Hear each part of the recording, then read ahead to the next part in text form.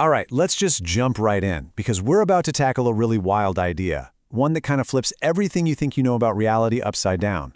I mean, what if the world you see out there, this screen, the room you're in, all of it, what if it's not actually out there at all? What if it's all just a projection from inside your own mind?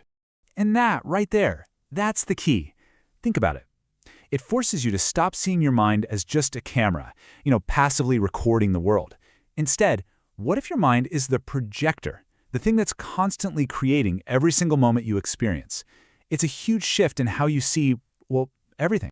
Which leads to the big question, right? If your life is a movie, then who's in the projection booth? Who's running the show? To even begin to answer that, we've got to pull out a very, very old map of the mind. So we're going to look at the ancient Yogacara school. They came up with this incredibly detailed schematic. It's basically the user manual for how our consciousness builds our reality from the ground up. The core idea of Yogacara, the central pillar, is this: all phenomena are consciousness only. Now, this doesn't mean the world is just a fake illusion you should ignore. No, it's much deeper. It's saying that anything you could possibly experience, every sight, every sound, every single thought and feeling, is a manifestation of consciousness. Without consciousness, there's just nothing to experience. Okay, so how does this whole projection thing actually work? Well, Yogacara breaks it down into 8 layers. Let's walk through them real quick. The first 5, super simple. Those are your senses, the windows letting all the raw data pour in. Then you have the 6th consciousness. This is the storyteller. It grabs all that raw data and starts weaving it into the stories and thoughts that you call reality. And listen, this is so important. Once you realize there's a storyteller in your head, you can start asking, hey, are the stories you're telling me actually true? Especially the negative ones. Then comes the 7th consciousness. This one's tricky. It creates that constant nagging feeling of a separate me. The ego, right? The main character who feels like they're watching everything. And finally, way down deep is the 8th consciousness. This is the Alaya, the seed warehouse.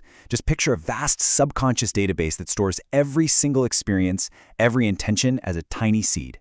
And those seeds, they're what eventually sprout and grow into the events and situations of your life.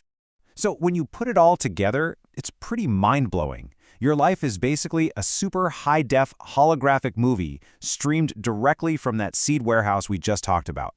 But here's the real kicker. That feeling of you sitting there watching the movie, that's not actually you. It's just another character in the film.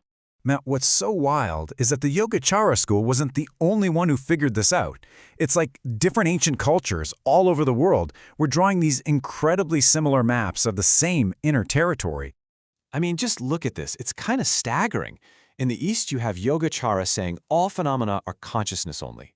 And then, thousands of miles away in the West, you have the Hermetic tradition saying the all is mind, the universe is mental. I mean, come on. Different cultures, different languages, and they land on the exact same profound truth. That's not a coincidence. And the parallels just keep coming. Take the ancient Chinese I Ching. Most people think of it as, a fortune-telling tool. But it turns out it's something way, way deeper. It's another one of these symbolic maps of the very structure of our consciousness. So in this system, these trigrams aren't just random lines. They're like direct pointers to specific states of mind.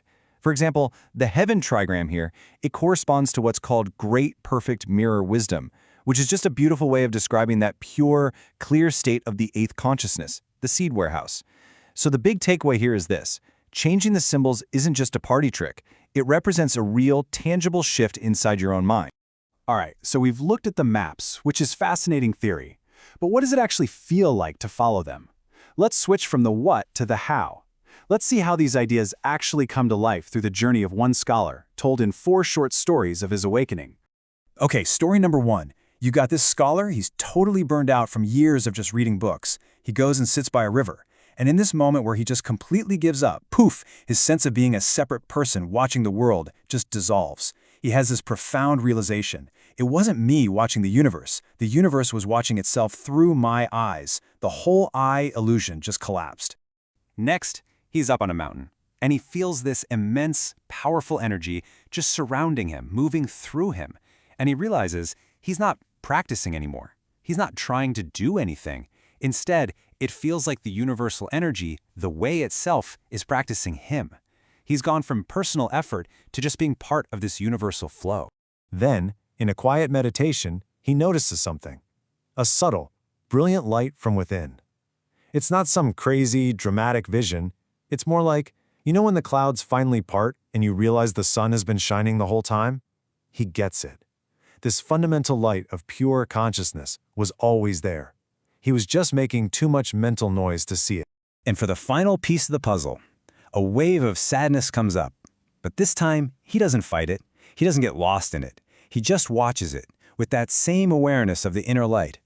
And in a flash, the sadness just melts. It leaves no trace. He finally sees that emotions aren't solid. They're just shadows passing over the light. So, these 4 stories, they really show the journey, right? The whole point of these ancient wisdom traditions is to get you to stop identifying with the movie and to realize that you are the screen. Or even better, you're the unmoving mirror that reflects everything. And the path to getting there can be thought of as a kind of ladder of wisdom. There are 4 rungs. On step 1, you just learn to seek common ground, tolerate other people's views. On step 2, you go beyond just tolerating to actually respecting differences, seeing that they're all part of the big picture. Step 3 is when you start to resolve those differences, because you see the one single source behind all the different paths. And that final step, step 4, that's the big leap.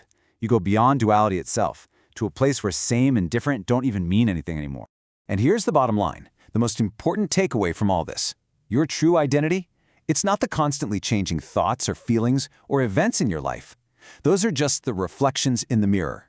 You are the mirror itself, the silent, clear, unmoving space that allows all of those reflections to come and go, without ever being touched by them. Which brings us to one last, really powerful question to leave you with. If you are the mirror that holds the entire world, if your consciousness is the very space in which reality appears, what are you going to choose to reflect?